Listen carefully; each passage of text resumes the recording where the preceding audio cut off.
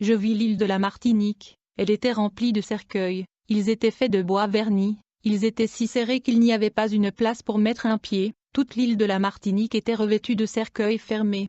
Je vis alors un homme, revêtu d'une robe blanche qui était debout en train de regarder ce spectacle. Il tenait dans sa main gauche un marteau, de son autre main, il tenait un burin. L'Esprit de Dieu me dit que cet homme représentait l'Église, et qu'avec ses outils, il avait la capacité d'ouvrir ces cercueils et de ressusciter les hommes qui s'y trouvaient. Je vis une haute montagne, elle était située au nord de l'île, dans cette montagne il y avait une caverne, un cavalier sortit brusquement de cette caverne, il montait un cheval noir harnaché pour le combat, cet animal portait une longue crinière rouge, ses sabots et sa queue étaient de même rouge, son harnachement était noir, orné de multiples pierres précieuses rouges. Le cavalier était lui-même revêtu d'un habit noir, ténébreux, il tenait dans sa main une épée, il avait le visage d'un mort, il n'y avait aucune couleur de vie sur ce visage, il reflétait la mort.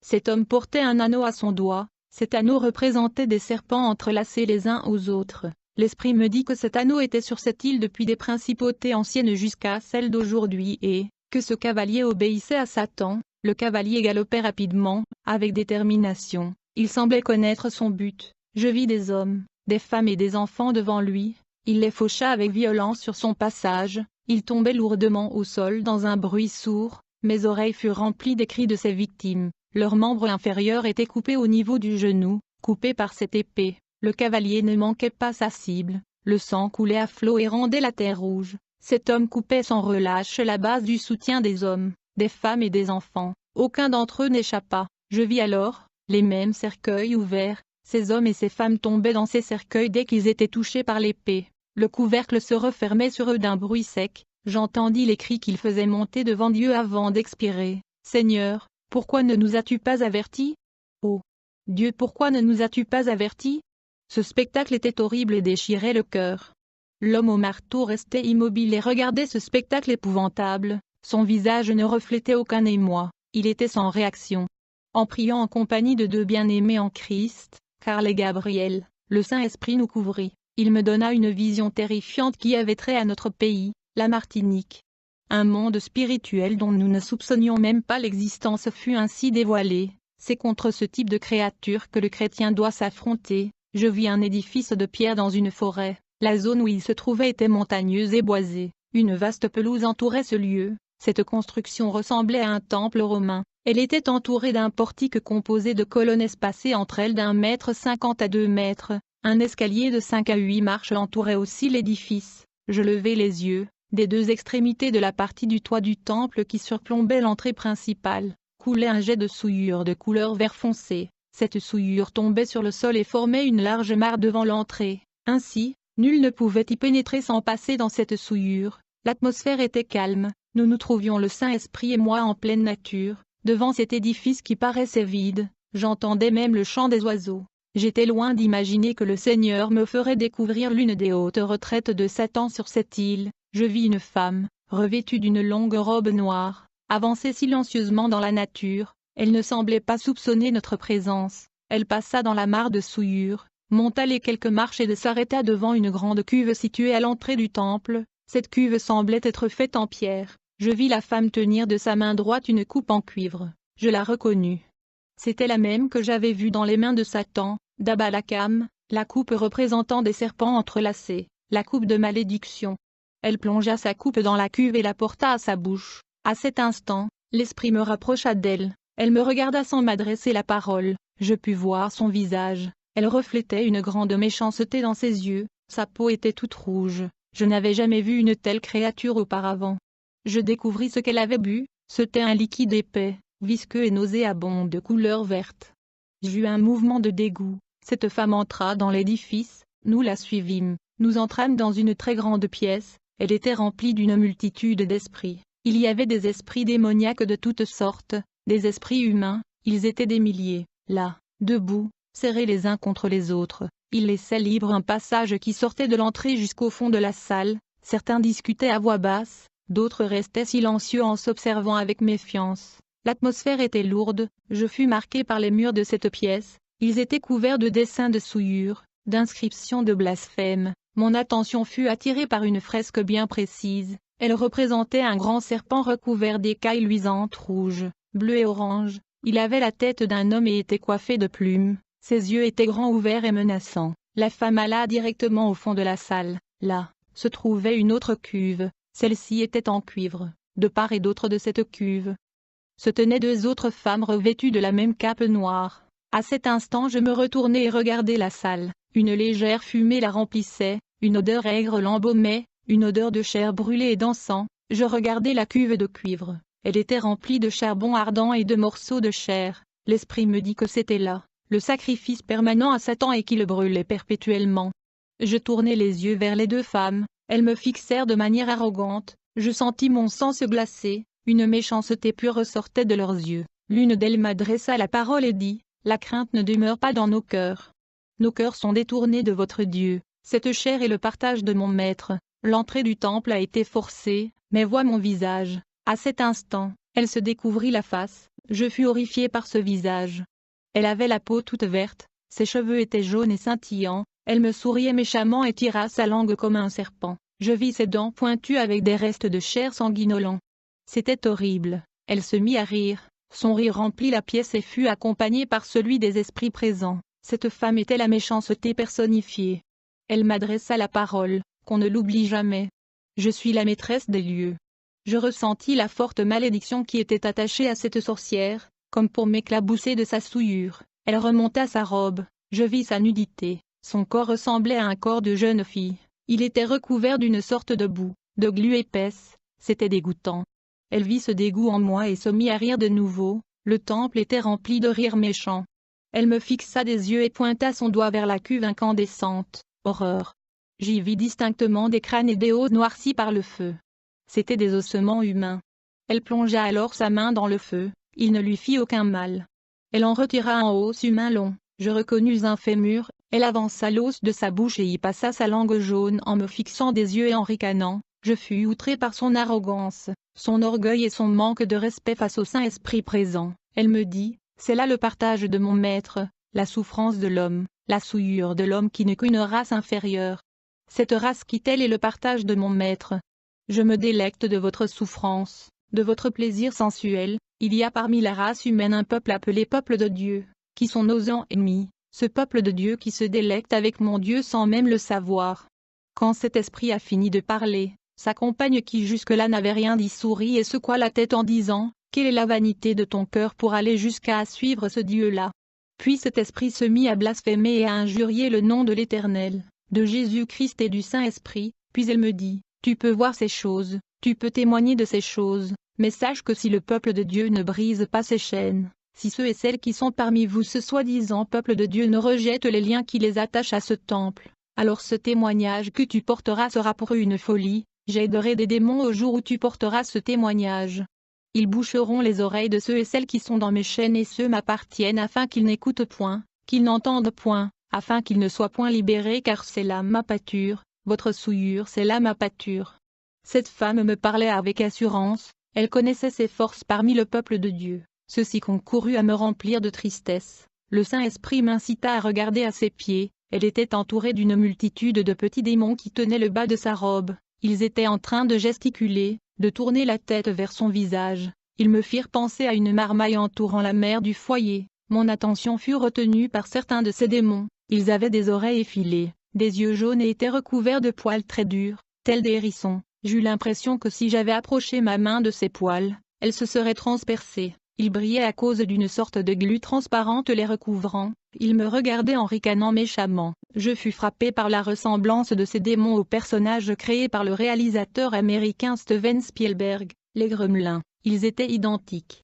C'est ici une occasion de vous mettre en garde contre certains films ou des scènes animées inspirées par Satan lui-même, qui présentent sans peur et rendent sympathique la face de démons aux hommes incrédules de notre temps. Ne laissez pas vos enfants seuls devant la télévision, ne les laissez pas choisir les programmes sans votre avis et en votre absence. Cherchez le cœur du Saint-Esprit avant de regarder quoi que ce soit au cinéma ou à la télévision. Je n'adopterai pas une attitude extrémiste en vous disant de vendre ou de détruire vos postes de télévision et les salles de cinéma, car c'est un merveilleux moyen d'information, d'ouverture sur les cultures du monde. Mais, comme toute chose, apprenons à utiliser ce moyen avec sagesse et équilibre. Nous n'allons pas détruire nos voitures à cause du danger qu'elles représentent sur les routes, nous allons plutôt appliquer le code de la route. Nous n'allons pas détruire nos appareils hi-fi à cause de la musique subliminale, nous allons plutôt choisir ce que nous écoutons, équilibre et sagesse en toutes choses. Nous avons un merveilleux allié dans la personne du Saint-Esprit, écoutons-le.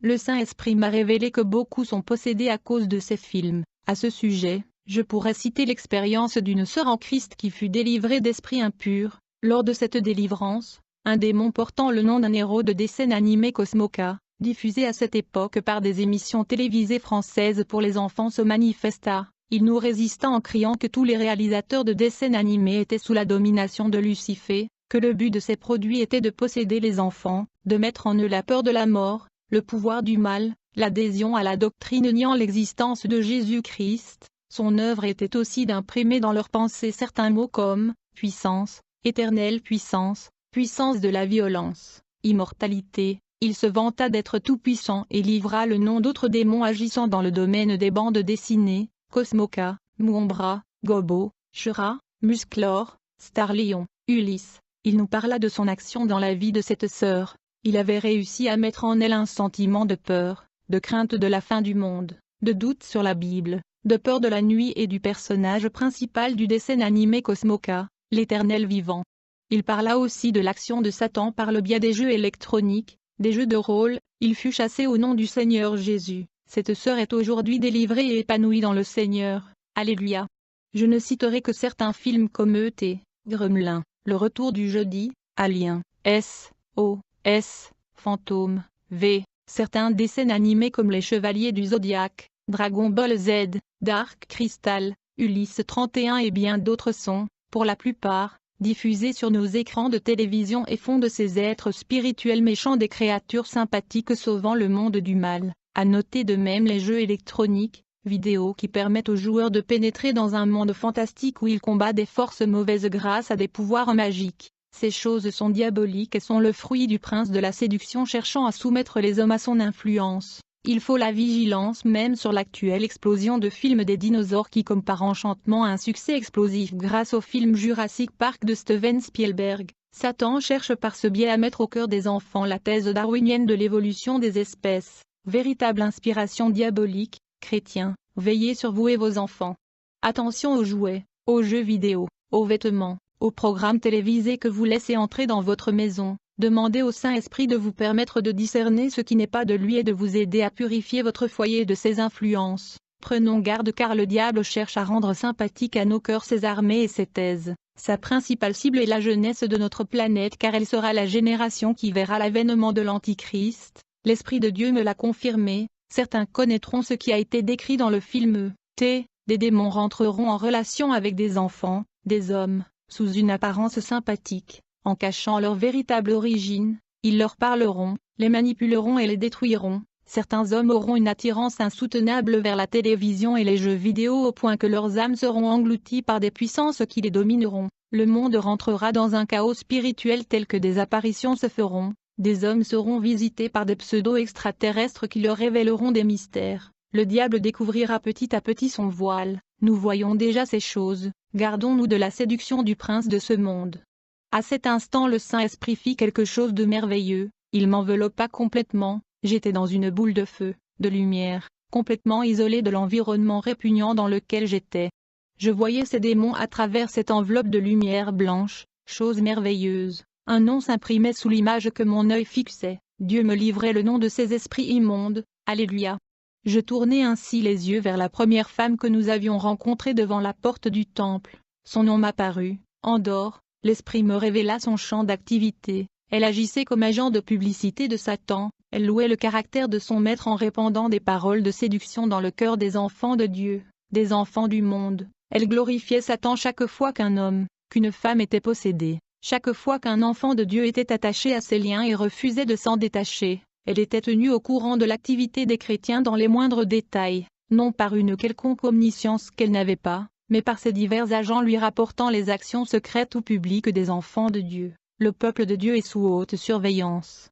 Ainsi, lorsqu'un chrétien se corrompait dans le secret, la nouvelle était transmise à cette femme qui s'en servait pour nourrir ses blasphèmes, ses injures contre l'Éternel, Quand un enfant de Dieu tombait dans le péché, à ce moment elle n'hésitait pas à insulter le Seigneur et à s'adresser aux anges de Dieu en leur disant, « Voyez l'œuvre de mon maître, transmettez-le à votre Dieu, transmettez ces choses à votre Dieu. » Satan est puissant, c'est une vérité tragique mais réelle, que ces choses nous donnent à réfléchir sur notre responsabilité de saints serviteurs face aux hommes et aux esprits. Le témoignage de notre appartenance à Jésus n'est pas seulement face aux hommes mais également, face aux anges et aux démons, ce qui sous-entend que ce témoignage doit être perpétuel. Ne permettons pas à Satan de blasphémer le nom de Jésus par nos actions. Derrière tout péché, il y a une autorité des ténèbres qui rend compte à une plus grande autorité et ainsi de suite jusqu'à Satan. Rien n'est secret.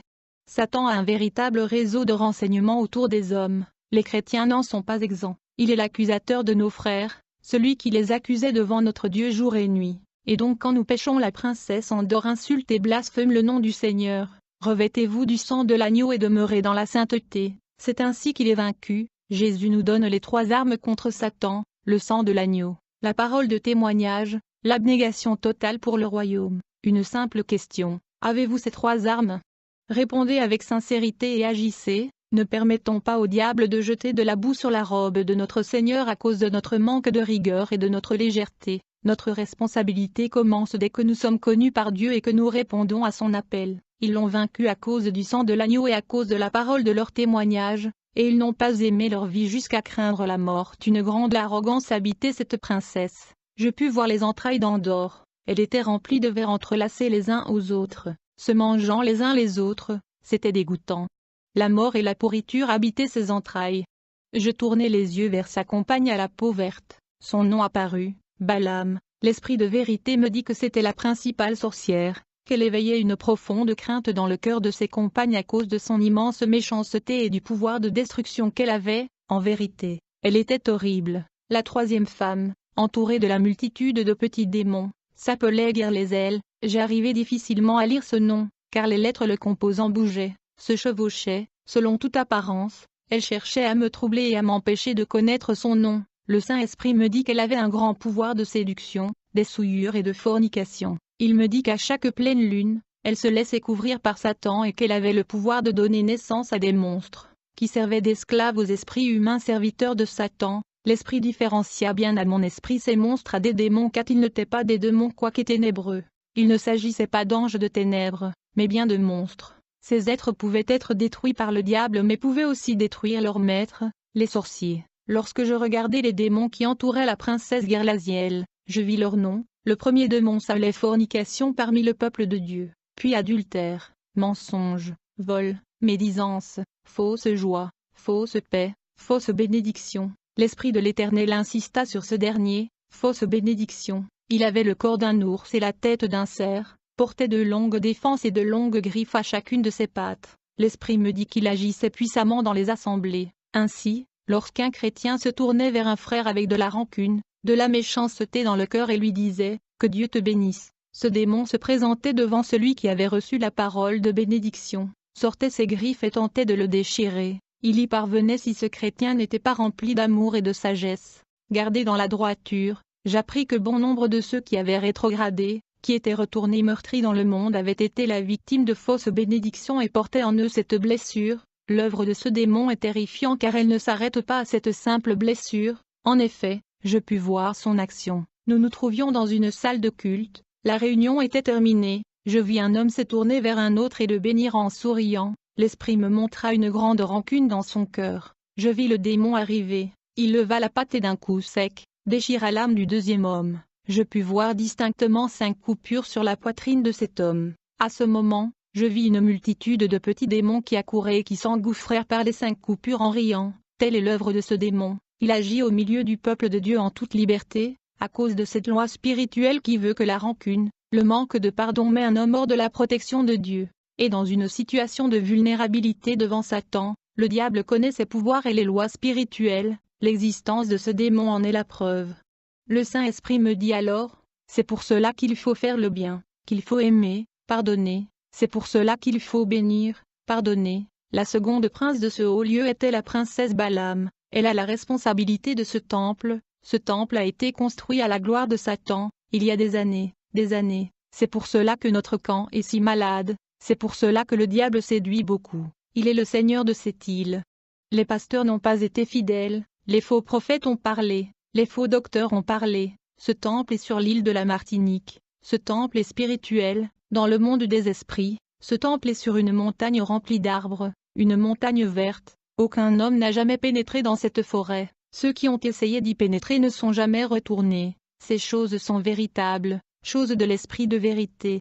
Il y a des hommes, des quimboiseurs, sorciers locaux, des médiums, des sorciers qui se sont hasardés à vouloir pénétrer dans ce temple sans l'autorisation du diable et à ressortir revêtus de la puissance des ténèbres. Même ces serviteurs de Satan, le diable n'a pas permis qu'ils puissent retourner. Ce temple se trouve au sein d'une montagne de la Martinique. Cette montagne, aucun homme n'a jamais pu la fouler des pieds, même les serviteurs de l'État qui ont la responsabilité d'arpenter les forêts de la Martinique. Aucun d'entre eux n'a jamais pu pénétrer dans cette forêt. Ceux qui ont pu y pénétrer en sont sortis avec une confusion mentale. Certains ont atterri à Colson, hôpital psychiatrique de Martinique. D'autres sont tombés dans l'alcoolisme. D'autres sont tombés dans une sorte de trouble mental. Plusieurs de ces hommes sont rentrés dans cette montagne. Plusieurs ont pénétré dans cette montagne. Plusieurs sont ressortis remplis de démons. On n'a jamais pu les délivrer.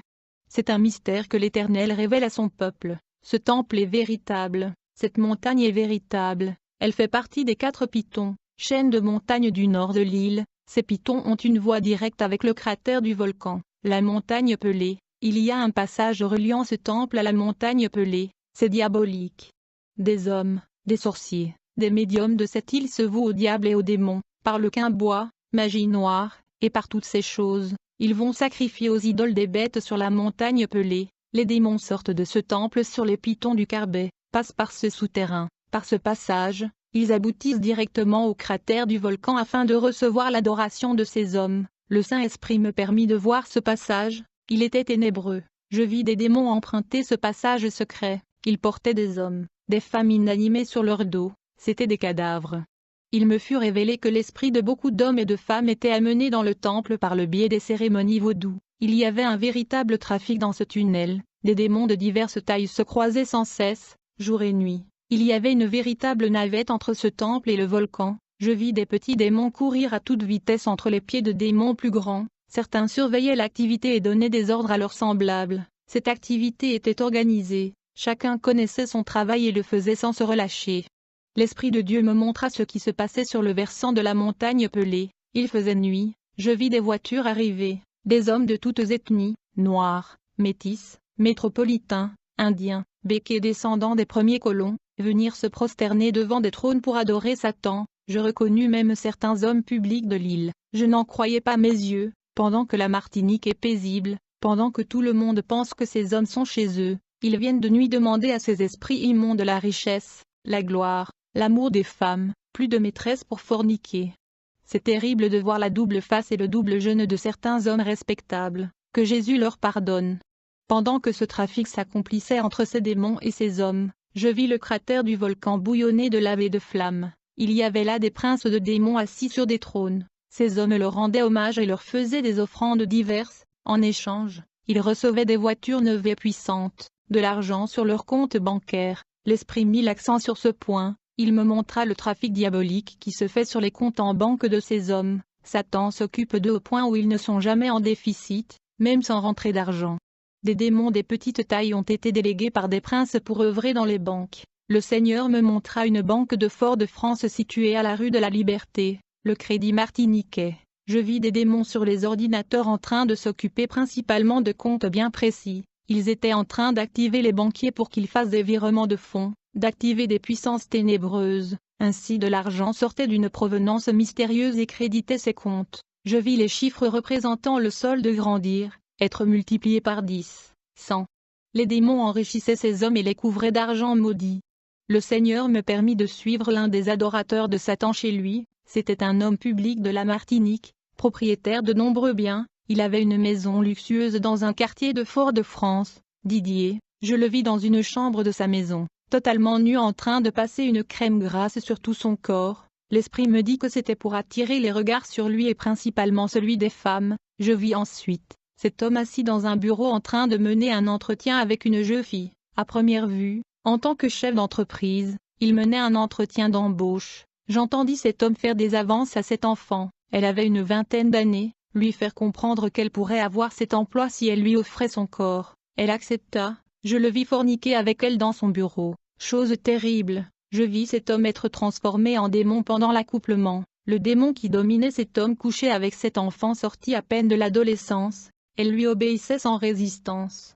Le Saint-Esprit m'apprit que bon nombre de jeunes filles et de jeunes gens étaient ainsi possédés de cette manière sans le comprendre. Lors de la recherche d'un emploi, des choses abjectes sont faites derrière les façades des entreprises. La jeunesse est manipulée et souillée par des serviteurs de Satan qui ne respectent rien. Aux chrétiens qui recherchent un emploi, je recommande la vigilance et la prière. Recherchez la face de Dieu avant tout entretien, toute décision. Il me dit qu'il n'y avait pas un seul homme ayant le pouvoir sur cette île, qui ne soit sous la domination et la malédiction du diable. Je vis cet homme souiller cette fille avec joie en la méprisant dans son cœur. Je le suivis parmi la population. Il était d'un aspect respectable. Rien ne pouvait laisser penser qu'il était serviteur du diable. Je le vis à l'église catholique le dimanche, en train d'allumer pieusement des cierges, de prier les idoles afin de tromper les hommes. L'Esprit me dit, ces hommes haïssent les chrétiens.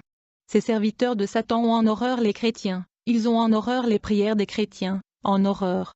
C'est pour cela que l'opposition est si grande dans les églises, c'est pour cela que les démons sont déchaînés et l'Esprit me ramena dans le temple, je me retrouvai dans la bulle de lumière, nous avançâmes dans la première pièce, je regardais autour de moi, les esprits présents me regardaient avec crainte, leur arrogance du début s'était effacée. Le consolateur me dit que ces esprits servaient Satan jour et nuit. Ils devaient alimenter le feu de la cuve et faire monter des cantiques pour lui pour que le temple soit rempli de cette odeur de mort et de chair. L'Esprit me montra la première cuve, devant l'entrée. Il me dit qu'elle représentait les âmes qui ont été vendues à Satan par les sorciers. Ces âmes ont été vendues par des pactes de sang. Il m'apprit que ces hommes ont donné leurs propres enfants au diable et que c'était pour cette raison que beaucoup de jeunes gens de familles aisées ou plus modestes se retrouvaient dans les ghettos en train de squatteurs, dans les rues en train de mendier, dans des philosophies diaboliques qui les poussaient à mener une vie de marginal. Leur âme souffre dans les ténèbres et Satan suce avidement toute la vigueur de leur jeunesse. Il ajouta que cette souillure verte représente l'alliance entre Satan et ses hommes. Nul d'entre eux ne peut rentrer dans ce temple sans en boire une coupe. Ceux qui omettaient de le faire ou qui le faisaient involontairement étaient détruits par leur maître. Chaque sorcier se soumet à cette règle. La crainte du diable et de Balaam qui les habitait les terrifie. Il m'emmena dans une deuxième salle de ce temple. Le sol de cette salle était recouvert d'une sorte de grand matelas à l'apparence du satin, des couleurs vert. Je fus surpris de voir des esprits d'hommes, de femmes, des démons couchés sur ce matelas en train de forniquer, une grande orgie. C'était dégoûtant. Tout autour de ce matelas, il y avait des démons qui semblaient monter la garde. Ils portaient des épaulettes qui étaient rattachées à une ceinture par deux bandes qui se croisaient sur leur poitrine. Leur aspect était horrible. Ils avaient une tête de porc avec deux défenses. Certains avaient des défenses, à l'apparence de l'ivoire jaune, qui s'entrecroisaient. Je fus surpris car, comme les petits démons de la première salle, ils ressemblaient à un héros de série américaine que j'avais eu l'occasion de voir à la télévision et portait le même nom, Alf. J'étais sidéré. Satan n'avait pas hésité à donner ouvertement un démon en spectacle devant nos enfants, à faire passer un esprit immonde pour un être sympathique. Dans le scénario de la série, il incarnait un extraterrestre sympathique, échoué sur la terre qui avait été recueilli par une famille américaine, à lui faire se moquer de Dieu sous son véritable nom. Ces monstres étaient recouverts de poils soyeux et avaient le corps sur leurs pattes arrière, dans leurs mains, ils tenaient un fouet. Ils s'en servaient pour pousser les esprits à tomber plus profondément dans la souillure et dans la fornication. Je tournai les yeux vers les esprits. Mon regard croisa celui d'un esprit humain. Son regard brillait. Il m'implora de lui venir en aide, de descendre vers lui pour le tirer de cette souillure. Malgré sa plainte, il continuait de forniquer. Je fus rempli d'un sentiment de dégoût. Béni soit Dieu qui m'avait protégé de ces choses en me plaçant dans cette boule de lumière. Le spectacle était abject. Des démons s'accouplaient avec des esprits d'hommes, des esprits humains s'accouplaient entre eux, des esprits s'accouplaient avec des démons. Cette pièce était remplie de leurs cris, de leurs vociférations, des claquements de fouet. Croyez-le, Satan est une souillure personnifiée, ses esclaves sont à son image, que le sang de Jésus soit sur votre pensée. L'Esprit me dit, c'est pour cela que ce pays est tellement ancré dans la fornication, c'est pour cela que ce pays est ainsi dans la fornication. Ce temple est un lieu de jouissance connu dans le monde spirituel, sur l'île de la Martinique. Ce temple est un lieu de jouissance, de souillure. C'est là le temple de Satan sur cette île. Je tournai les yeux vers ce matelas. À ce moment, je me rendis compte qu'il bougeait. Je fixai mon attention et découvris qu'il était sur de l'eau. À chaque fois que les hommes et les femmes jouissent du plaisir sexuel illicite, cette pieuvre se nourrit de leur jouissance. C'est ce qui la rend de plus en plus puissante sur l'île de la Martinique. Et donc le plaisir sexuel de cette rance de mon puissance car c'est sa nourriture. Je vis son nom, comme la sorcière. Les lettres de ce nom se chevauchaient, dansaient, mais j'arrivais quand même à le lire. Tiglicuzre. Une grande puissance sur la Martinique. L'Esprit Saint m'emmena vers la dernière salle du temple. Je vis une estrade au milieu de cette salle, un trône se trouvait dessus. Personne n'y était assis, la salle était remplie de femmes habillées de longues robes noires. Elles étaient en rang serré. Un premier rang faisait face au trône, 2 autres partaient de ce premier et descendaient parallèlement vers la porte. Ces 3 rangs formaient un symbole que j'eus l'occasion de voir en mathématiques, le symbole pi. Ces femmes étaient immobiles, elles ne bougeaient pas d'1 millimètre. De plus, elles produisaient de leur bouche une sorte de son monotone, un son très grave, lugubre qui remplissait la salle. Aucune de ces femmes ne détonnait, ce son était régulier et constant. Le Saint-Esprit m'apprit qu'aucun des démons que j'avais vus dans les 2 premières salles ne pouvait rentrer dans celle-ci. Je regardai de nouveau le trône, il était vide, je cherchai des yeux celui ou celle qui pourrait y être assis, je ne vis personne, la salle était mal éclairée, il y avait beaucoup de coins sombres, je ressentais que quelqu'un ou quelque chose me regardait, je ne le voyais pas. Brusquement, j'entendis une voix proférer des paroles de blasphème, de menaces et de destruction, je cherchais à voir d'où elle pouvait venir. Elle venait assurément de la pièce. Je ressentais la présence de quelqu'un, mais je ne le voyais pas. L'Esprit me dit, transmets ces choses au peuple de l'Éternel pour qu'il puisse prendre l'autorité nécessaire face à ces choses. Ce prince, cette principauté, cette autorité que tu ne vois pas te sera rendue visible lorsque ces autres seront terrassés. La voix reprit son discours avec moquerie. Ce peuple qui se dit peuple de Dieu, depuis des années, il n'a pu m'atteindre. Vous avez gagné des batailles. Mais cette guerre spirituelle, vous ne l'avez jamais gagnée sur cette île parce que parmi vous, il y en a de ceux qui se souillent, qui se corrompent. Parmi vous, il y en a de ceux qui se sont détournés de leur Dieu. Vous n'allez pas gagner la guerre. Cette île m'appartient, la génération de vos pères jusqu'à celle qui suivra. Je mettrai ma marque sur vos enfants. Le peuple de Dieu est faible, le peuple de Dieu est inactif, il est faible, même le plus petit de mes démons peut terrasser ce peuple. Ce peuple n'aime pas le jeûne. Ce peuple n'aime pas la prière, ce peuple se fatigue à la prière, il aime à chanter des cantiques, il aime à se réjouir, il a peur d'agir, c'est à cause de cela que ma royauté demeure. La division s'est manifestée de part et d'autre, j'ai scindé cette église, j'ai construit des murailles. Ce prince se laissait entraîner par sa vanité, il se vantait sans complexe devant Dieu, je compris. En écoutant ces paroles de mensonge qu'il essayait de m'intimider, mais l'Esprit de Jésus me montra que par sa vanité, il mettait lui-même ses armes à la lumière. Le Saint-Esprit me montra le travail que cet Esprit avait accompli dans l'Église, il me montra une grande pièce, plusieurs cellules y avaient été construites. De haut, il me semblait voir un immense labyrinthe, dans chacune de ces cellules, il y avait un démon. Il me dit que ces cellules représentaient les assemblées chrétiennes et que Satan y avait délégué différents démons. Ceux-ci ont reçu des missions différentes mais qui ont entre elles un point commun, la division. Ainsi une assemblée sera attaquée par un démon d'orgueil, d'adultère, de jugement, par des difficultés financières, par des commérages incessants, par une incompréhension entre les membres, par des critiques sur l'assemblée et ainsi de suite. Ces diverses attaques ont un but unique, le trouble devant empêcher l'amour fraternel, la crainte de Dieu et un témoignage puissant de l'Évangile pour ceux qui se perdent. Chrétiens, ne prenez pas ces choses à la légère.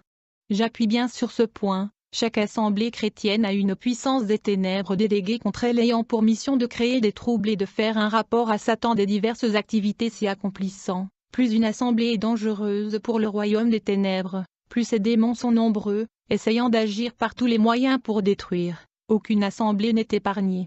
Certaines de ces puissances sont au sein même des églises, assistant aux réunions auprès des chrétiens. D'autres regardent les choses de loin, surtout ceux qui ont reçu la surveillance d'une assemblée remplie du Saint-Esprit et active dans la prière. Je ne peux ici que rappeler la responsabilité des pasteurs, des anciens, de chaque membre d'Église dans ce combat spirituel. Le seul fait pour vous d'être un véritable chrétien est une insulte à Satan et vous met dans le vif du combat. Vous êtes surveillés, ayez conscience de cela et veillez les uns sur les autres. Satan essaie d'anesthésier l'Église et de ternir son image auprès des enfants du monde. Je témoigne de ces choses, Il ressent un réel mépris pour nous car il connaît ce que Dieu est, ce qu'il a fait pour nous et envie la puissance que nous avons en nous. J'appuie bien sur le terme envier. Cette puissance le terrifie et il cherche à l'annihiler en misant sur le manque de connaissance des enfants de Dieu. Il ment aux enfants de Dieu en se faisant passer pour ce qu'il n'est pas, en les décourageant, en leur faisant croire que l'ennemi est leur frère, en mettant leur attention sur toute autre chose que sur le combat spirituel et la sanctification sans condition. Satan est un menteur. Jean 8h44.